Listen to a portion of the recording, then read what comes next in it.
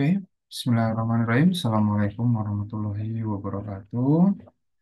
Selamat pagi, siang, ataupun malam ya. Ini saya rekam untuk mengganti perkuliahan kita yang sepertinya kekurangan waktu ya, baik yang hari Selasa maupun yang hari Jumat, baik kelas IB maupun kelas ID, sehingga saya menggantinya atau memberi kelas tambahan sekaligus kelas pengganti untuk perkuliahan yang barangkali saya tinggalkan. Oke. Nah, ini kita akan membahas mengenai beberapa catatan saya terkait mata kuliah makro Islam yang mana waktu di kelas itu habis untuk membahas pertanyaan-pertanyaan untuk presentasi dan beberapa hal lainnya. Sedangkan saya memiliki beberapa penjelasan yang sepertinya terkendala ya. Terakhir catatan saya adalah mengenai pendapatan nasional. Nah, ini saya merekam untuk dua hal yaitu uang, kebijakan fiskal dan moneter Islami ya. Nanti barangkali akan saya off kamera untuk memudahkan untuk menulis gitu karena nanti terlalu dekat tidak bagus jadi saya off-kan kameranya untuk memudahkan penulisan. Baik. Eh, Poin-poin yang saya catat selama mengajar ya, ada beberapa hal yaitu tentang apa itu uang, kan? Adapun yang pendapatan nasional, saya rasa sudah saya sampaikan di kelas. Kemudian sistem Islam sudah, mengapa harus ekonomi Islam, materinya sudah tersampaikan. Namun mengenai konsep uang dan inflasi dalam ekonomi makro Islam, kemudian kebijakan fiskal dan moneter Islam, saya coba jelaskan dalam waktu 30 menit ke depan. Kemudian 30 menit berikutnya nanti di permintaan penawaran agregat ekonomi Islami dengan makosid syariah. Semoga cukup waktunya. Nah, sebelum kita masuk, seperti biasa, setiap materi akan ada satu critical question ya. Karena ini ada dua materi yang saya jadikan satu, kita saya mengajukan pertanyaan, apakah mungkin gitu ya, demand pull inflation dapat terjadi dalam perekonomian Islami? Jika tidak paham tentang demand pull inflation, bisa kalian lihat atau mempelajari kembali materi mengenai makro ya, yang umum. Kemudian yang kedua, adakah kaitan instrumen kebijakan di zaman kejayaan Islam, instrumen kebijakan ya, di zaman tersebut dengan instrumen kebijakan di zaman now atau yang kita kenal fiskal dan moneter, ya kan? Nah, mungkin lebih mengenalnya dengan fiskal Islam dan moneter Islam. Apakah ada kaitannya? Oke. Oke, saya sebelumnya akan menjelaskan terkait dengan apa itu uang dalam ekonomi Islam dan apa itu mata uang ya konsepnya bagaimana. Oke, baik. eh kita tulis di sini sebentar, anggaplah uang gitu ya, atau money. Oke, versus satu lagi biasanya akan disebut sebagai oke,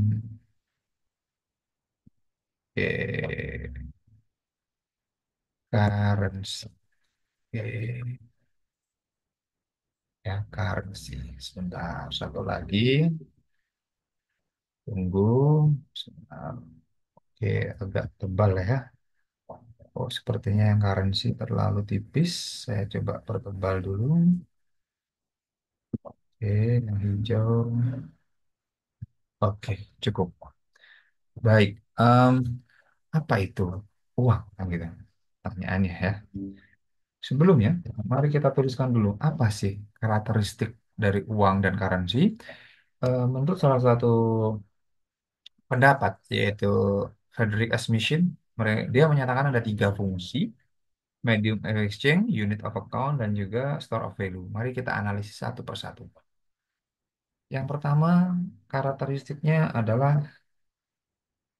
sebelumnya supaya kalian berpikir, coba di pause dulu video ini untuk menuliskan apa yang sudah kalian pelajari, apa yang ada di pikiran kalian masing-masing. Silahkan di pause nanti ya, kemudian di play ulang, kemudian di play, tulis dulu apa saja karakteristik uang dan apa saja karakteristik currency. Silahkan di pause videonya, kemudian dituliskan dari sekarang satu. Oke, baik. Saya rasa ketika kalian sudah menuliskan, mari kita cocokkan. Apakah karakteristik-karakteristik yang kalian tuliskan itu sudah ada atau sudah sesuai? Bila semuanya benar, maka kalian sudah memperhatikan beberapa clue-clue yang saya sampaikan. Namun, jika belum benar sama sekali, maka perlu dipelajari kembali. Baik, setelah di pause tadi ya, saya akan coba ulas. Tapi jika kalian belum menuliskan, oke, kita pause kembali supaya kalian menuliskan dulu apa yang ada di pikiran kalian, ya, seperti itu. Karena biasanya di kelas saya langsung tanya, langsung bertanya, langsung diskusi. Tapi karena di sini adalah video, maka bisa kalian stop terlebih dahulu, pause dulu, kalian tulis, baru lanjutkan. Satu, dua, tiga. Oke, baik. Saya rasa sudah menuliskannya. Ini adalah pembahasannya. Bagi yang belum dan tidak mau mempause, ya berarti manfaat dari berpikirnya berkurang lah ya, gitu ya. Oke, yang pertama adalah alat tukar, gitu. Medium of exchange. Oke, exchange. Oke, mohon maaf ya tulisannya kurang bagus. Apakah real money atau yang disebut uang itu dapat digunakan untuk medium exchange? Pasti. Uang atau real money itu pernah digunakan lebih dari 500 tahun atau sampai 1 milenium. Adapun currency yang dipahami, apa bisa digunakan untuk medium exchange? Bisa. Currency ini kurang lebih 200 sampai maksimum 300 tahun terakhir. Karena currency baru ditemukan, gitu. Baru digunakan oleh umat manusia. Jadi dua-duanya, baik uang maupun currency bisa digunakan untuk alat tukar atau medium of exchange. Kemudian ada unit of account. Ini dari guru saya mendapatkannya ya. Yang video pertama yang saya berikan di pertemuan kesekian. Jika kalian sudah menonton secara keseluruhan, ya ini isinya. Nah, unit of account, kita menggunakannya untuk menilai suatu komoditas. Ya, misalkan currency-nya ada dolar, 5 dolar, 10 dolar, itu adalah currency. Adapun money, kita bisa menggunakannya sebagai apa? Misalkan, oh ini harganya berapa? 1 dinar, 2 dinar, 1 keping emas, 2 keping emas. Nah, berarti bisa untuk menilai suatu komoditas. Baik, berikutnya. Adapun kategori selanjutnya yang kita bisa ketahui adalah bisa dibawa kemana-mana. Nah kan, karena itu adalah alat transaksi. Apa itu? Portable. Portable. Nah, bisa diletakkan di mana-mana. Apakah real money bisa? Real money itu apa sih? Real money yang sudah digunakan umat manusia selama ribuan tahun, ya ratusan sampai ribuan tahun, adalah gold and silver, emas dan perak dalam sejarah manusia. Kemudian, dan dalam Islam pun hal ini tidak dipungkiri, tetap digunakan di zaman keemasan Islam, ya kan? Kemudian yang berikutnya, apakah currency itu portable? Pasti, kita bisa membawanya kemana-mana. Kemudian kita lanjut. Apa karakteristik yang berikutnya? Dibagi-bagi, ya, dapat dibagi-bagi, divisible. Oke, apakah bisa divisible? Currency bisa, 100 ribuan bisa dibagi menjadi 10 lembar, 10 ribuan. Tapi ada kalanya 100 ribu tidak diganti dengan 10 lembar, 10 ribuan. Kenapa? Karena ada riba di sana. Ketika apa itu? Ketika penukaran rupiah baru menjelang momen Ramadan, ya kan? Adapun currency bisa 1 keping 5 dinar bisa ditukar dengan 5 keping 1 dinar. Nah, gitu. Berarti 5 keping masing-masing 1 dinar bisa ditukar dengan 1 keping utuh koin 5 dinar. Contoh. Kemudian kita lanjut. Apa karakteristik berikutnya? Fungible. Semoga cukup ya PPT-nya. Apa itu fungible? Fungible adalah interchangeable. Ya, dapat ditukarkan di mana-mana. Pertanyaannya, Apa iya rupiah kita bisa ditukarkan kemana-mana? Belum tentu. Ada beberapa negara yang tidak menerima rupiah. Berarti belum tentu. Alias anggaplah kita nilai setengah. Tidak semua negara menerima rupiah. Tidak semua negara menerima mata uang tertentu. Contohnya apa? Banyak beberapa negara menerapkan greenback. Apa itu greenback? Membuang dolar. Mereka tidak mengakui dolar sebagai alat transaksi di negara itu. Berarti mata uang tidak selamanya fungible atau interchangeable di mana-mana. Belum tentu. Kita perhatikan dengan emas. Ketika orang membawa emas ke negara manapun, ditukarkan di pasar manapun, semua pasti akan menerima emas. Bahkan ada suatu cerita, angkatan udara atau angkatan darat Amerika Serikat, ya, ketika dikirim perang, mereka tidak dibekali dengan dolar, mereka dibekali dengan kepingan emas, jaga-jaga. Ketika terjadi konflik, ketika tidak bisa pulang, mereka bisa menukarkan emas itu ke pasar-pasar terdekat untuk menjadi alat tukar di sana. Itu sangat logis sekali. Kemudian kita hitung terlebih dahulu, sudah satu, dua, tiga, 4, 5, 6. Saya sangat suka dengan angka ganjil ya, tapi nanti kita sampai ganjil. Ada sebuah fungsi namanya durable. Oke. Apakah iya rupiah kita durable? Tercuci saja bisa hancur. Ya, kita simpan kena rayap bisa hancur, kena api hancur. Berarti durabelnya dengan syarat, yaitu apa? Disimpan dengan baik. Disimpan pun ketika melebihi batas waktu tertentu, ketika suatu emisi mata uang ditarik, maka tidak berlaku lagi. Berarti tidak bisa digunakan lagi. Berarti durabilitasnya terbatas. Tidak selamanya. Kita bandingkan dengan logam mulia, yaitu emas dan perak.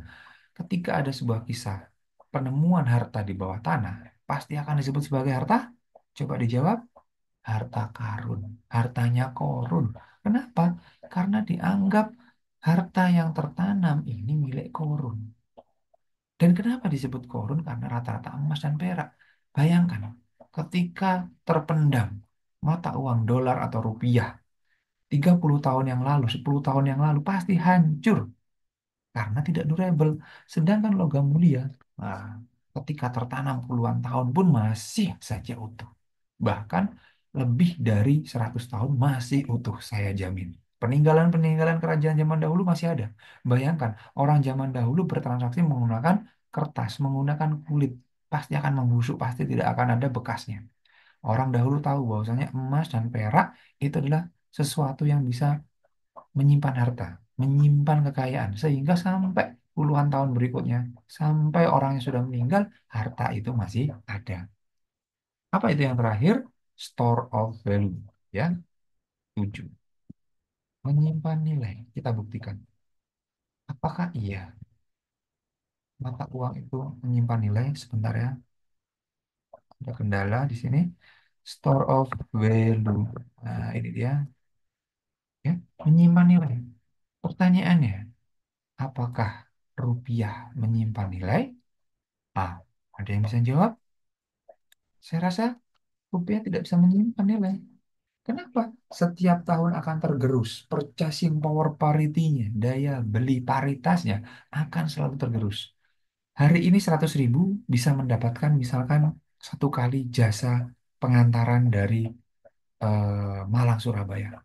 Tapi belum tentu tahun depan 100.000 mendapatkan jasa yang sama atau barang yang sama. Contoh sederhana. Di tahun lalu ketika kita membeli roti, mungkin satu roti masih senilai 5.000. Namun di hari ini roti yang sama, ukuran yang sama, toko yang sama, penjual yang sama, pemilik yang sama, bisa jadi harga roti yang kita beli bukan lagi 5.000, bisa menjadi 6.000 bahkan 7.000. Berarti kan tidak bisa menyimpan nilai ya rupiah ini. Ya tergerus. Kita bandingkan. Apakah logam mulia menyimpan nilai? Pastinya. Dari dulu zaman sampai sekarang, sebagai contoh, satu dirham, satu keping dirham atau 2,975 gram perak dapat ditukarkan dengan satu komoditas apa?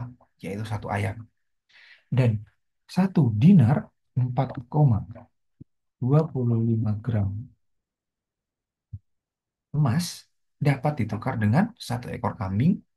Dan dari 14 abad yang lalu pun satu dinar atau 4,25 gram emas itu senilai setara dengan satu kambing. Hari ini pun 14 abad kemudian di abad ke-6 sampai abad 21 masih sama. Artinya apa? Bisa dibayangkan ya, belasan abad yang lalu harga satu ekor kambing senilai dengan 4,25 gram emas. Silahkan dicek nanti di kurban berikutnya. Oke, untuk ilustrasi sebentar saya carikan gambarnya. Kita pause terlebih dahulu. Oke, baik. Untuk memperkuat, silakan diperhatikan gambar berikut ya. Harga eh, satu ekor kambing itu senilai dengan 1 gram, 1 dinar. Nih, ya. Ya. Kemudian kita perhatikan lagi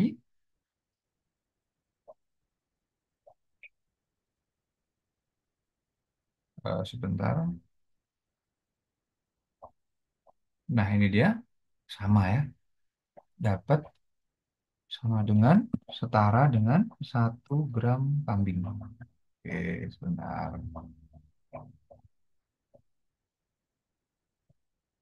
Oke, ini dia. Nah, ini sama dengan. Nah, jadi bisa kita ketahui sejak dulu sampai sekarang harganya adalah sama. Ya, bisa kita perhatikan ya. Oke, baik, kita kembali lagi. Nah, ini menunjukkan bahwasanya stabil atau menjaga nilai. Kalau tidak percaya silahkan dicari tahu sendiri, kayak gitu ya. Mengenai fakta ini silahkan dicek di beberapa hal. Oke, sebentar.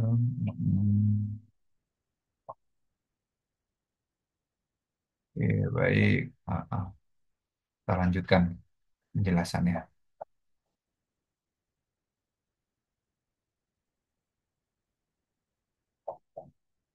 Oke, kemudian em, bagaimana dengan digital?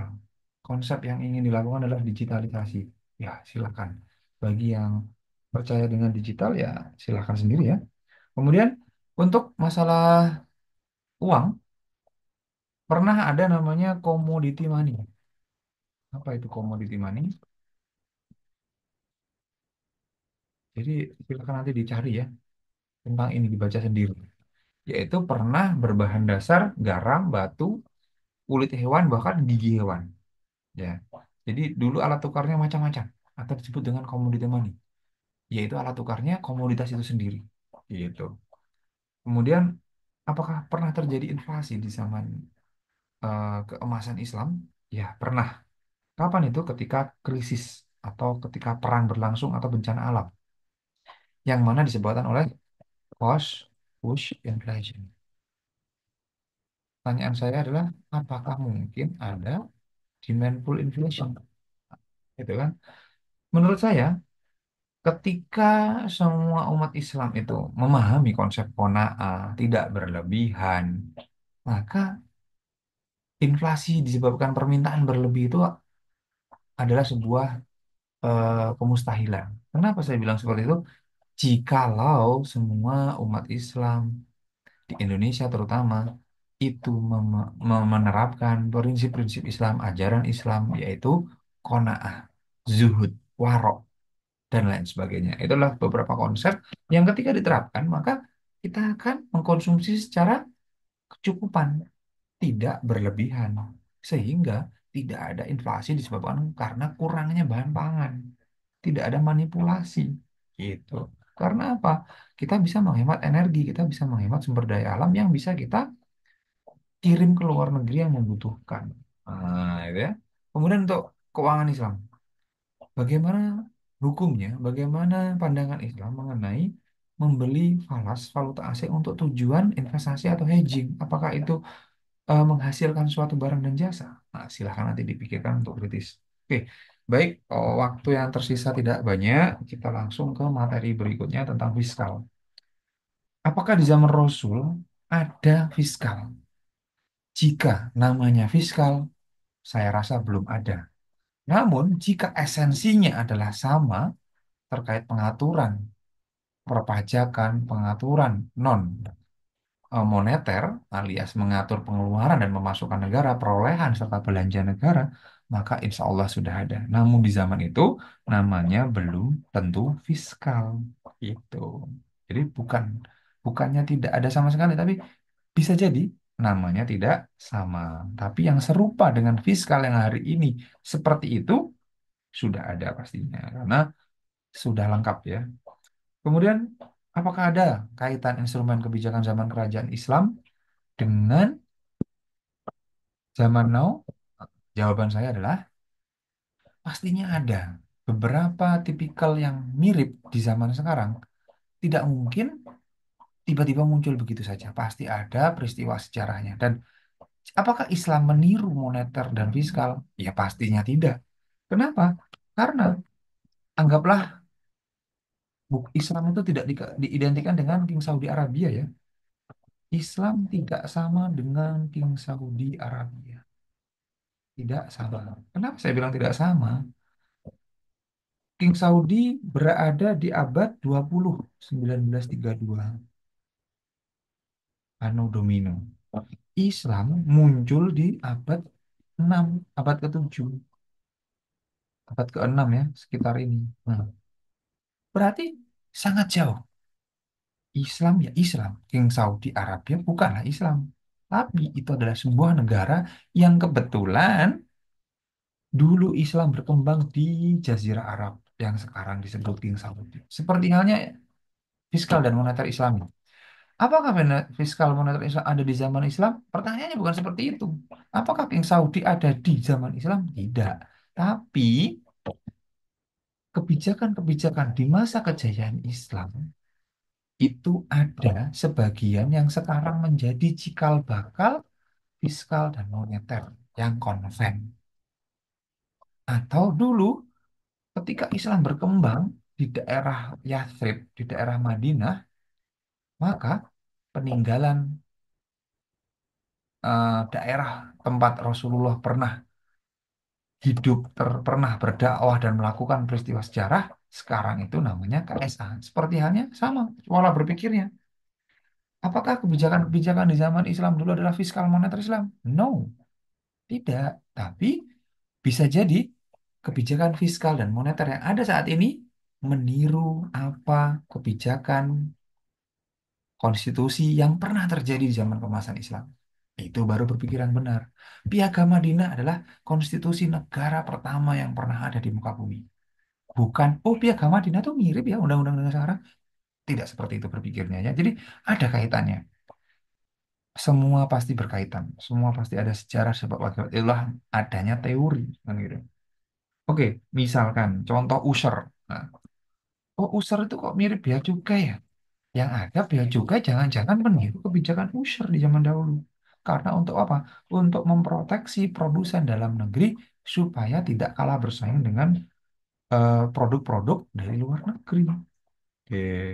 Kemudian, apakah ada kebijakan budget defisit dalam Islam? Bagaimana? Oke. Otomatis banyak pakar yang memiliki berbagai pendapat tentang budget defisit. Oke. Saya pribadi lebih mengambil jikalau Rasulullah saja berlindung dari hutang, karena orang yang berhutang akan memiliki dampak sifat-sifat orang-orang munafik. Yaitu apa? Dia berjanji ke bahaya dari berhutang adalah ketika berjanji bohong, menunda-nunda dan sebagainya, maka apakah mungkin Islam menyarankan kebijakan budget defisit dalam pengelolaan sebuah negara jikalau Rasulullah saja berlindung dari hutang karena segala keburukannya. Silakan nanti diketik, dicari AI maupun Google dampak buruk utang dalam Islam. Wah, di sana muncul bagaimana Rasulullah berlindung dari hutang padahal beliau adalah orang yang maksum, orang yang terlindung dari api neraka saja meminta perlindungan dari bahaya utang. Karena apa? Bahaya utang sangat mengerikan kan gitu. Jadi apakah mungkin instrumen pengelolaan negara itu berbasis sesuatu yang berbahaya kan gitu? Yaitu utang itu sendiri. Banyak akibatnya, silahkan nanti dicari ya. Waktunya tinggal sedikit lagi. Kemudian sebuah perkataan dari seorang guru, Bapak Muhammad Abduh mengatakan, I saw Islam in Europe. Saya melihat Islam di Eropa. Kenapa? Nilai-nilai Islam diterapkan di sana. Seperti yang sudah saya contohkan hari ini. Yaitu mengenai di tanggal 29 tadi saya mengajar kuliah. Di Eropa itu tidak belajar toharoh. Berarti kan mereka tidak mengerti bagaimana cara membersihkan istinja atau membersihkan kotoran dirinya. Kemudian sekarang nilai-nilai Islam diterapkan di Eropa. Makanya Muhammad Abdul mengatakan, aku melihat Islam di Eropa. Karena apa? Nilai-nilai Islam diajarkan, diterapkan di sana. Dan beliau mengatakan yang kemudian, I didn't see Islam in Arab. Saya tidak melihat Islam di Arab. Karena apa? Perilaku orang Arab tidak mencerminkan perilaku seorang Muslim yang taat, gitu ya. Yang taat. Jadi itulah pendapat Muhammad Abdul. Silahkan di browsing ya nanti ketika ada waktu. Kemudian ada sebenarnya tentang riba berkaitan dengan keuangan ya. Cepat saja, semoga waktunya cukup. Riba di zaman sekarang itu lebih parah. Kenapa? Di zaman Nabi, riba di zaman Nabi itu terjadi jikalau orang terlambat bayar utang. Riba zaman sekarang, ya, riba zaman now versus riba zaman sekarang. Riba zaman sekarang tidak perlu terlambat bayar utang, baru mengambil utang dari lembaga keuangan ataupun individu, itu langsung ribanya jalan. Riba zaman now itu lebih parah. Kenapa? Baru dipegang dananya, baru dipegang utangnya, langsung argometer riba itu jalan. Zaman dahulu bagaimana riba jahiliyah? Zaman dahulu terjadi riba ketika ada keterlambatan membayar, baru ada sanksi, ada penambahan dari utang. Sehingga bisa kita simpulkan riba zaman sekarang lebih parah dibanding riba zaman dahulu. Berarti dampaknya, kerusakannya lebih multipliernya lebih berlipat ganda riba zaman now. Karena apa? Baru diberikan saja, baru dipinjamkan saja, detik itu juga ribanya sudah jalan. Argo ribanya sudah jalan. Tapi kalau zaman dahulu, riba itu baru dikenakan, baru dikatakan riba ketika utang piutangnya tidak bisa dikembalikan tepat waktu, baru kena riba. Tapi kalau tepat waktu gimana? Tidak ada riba, gitu. Oke.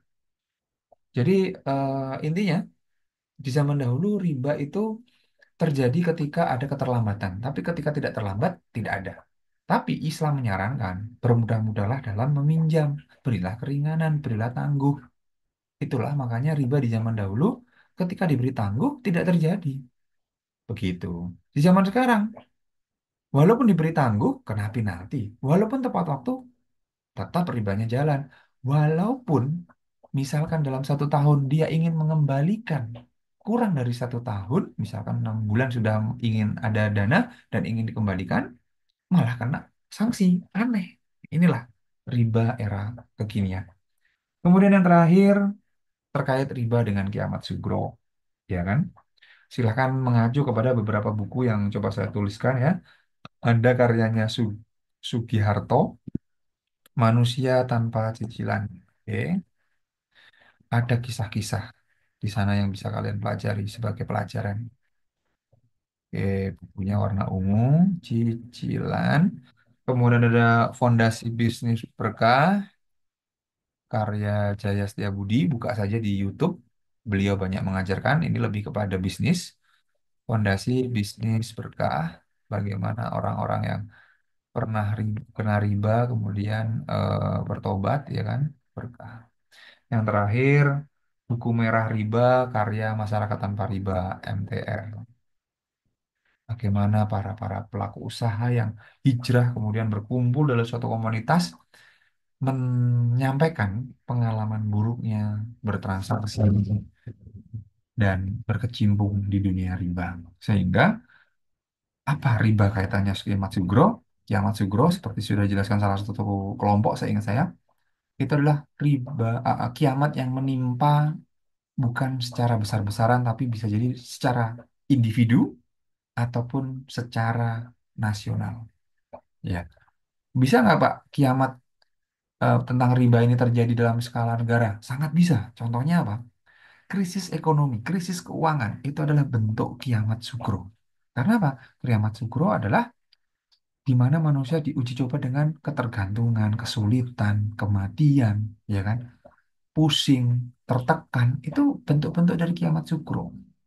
Nah, ketika terjadi sebuah krisis, kemudian manusia itu merasa kesulitan, merasa daya beli mata uangnya berkurang, seperti di Al-Baqarah, salah satu surat 153 kalau tidak salah, وَلَنَبْلُوَنَّكُمْ بِشَيْءٍ مِنَ الْخَوْفِ وَالْجُوعِ وَنَقْصٍ مِنَ الْأَمْوَالِ وَالْأَنْفُسِ وَالثَّمَرَاتِ وَبَشِّرِ الصَّابِرِينَ.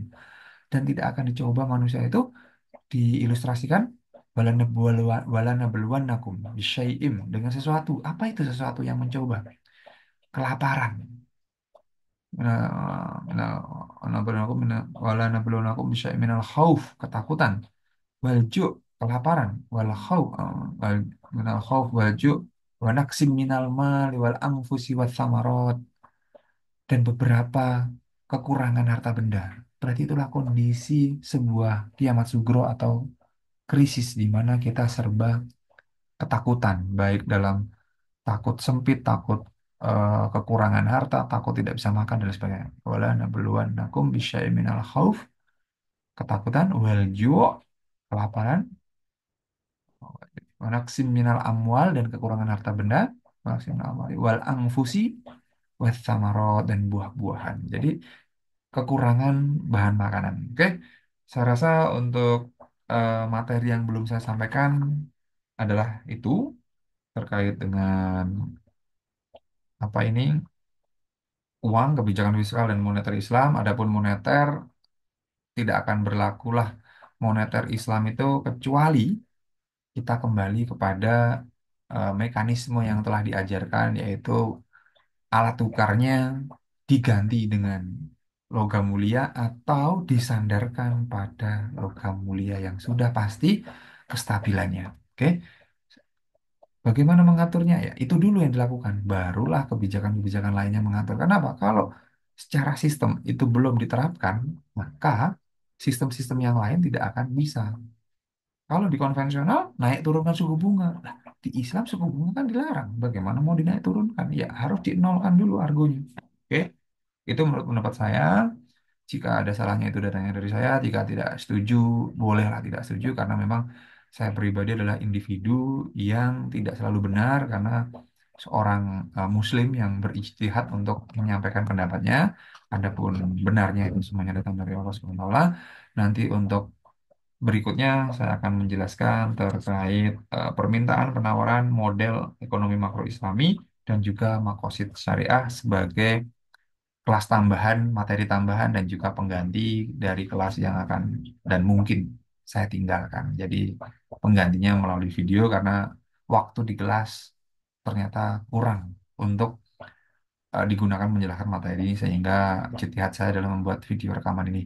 Baik, kita cukupkan sampai di sini. See you di video berikutnya. Assalamualaikum warahmatullahi wabarakatuh.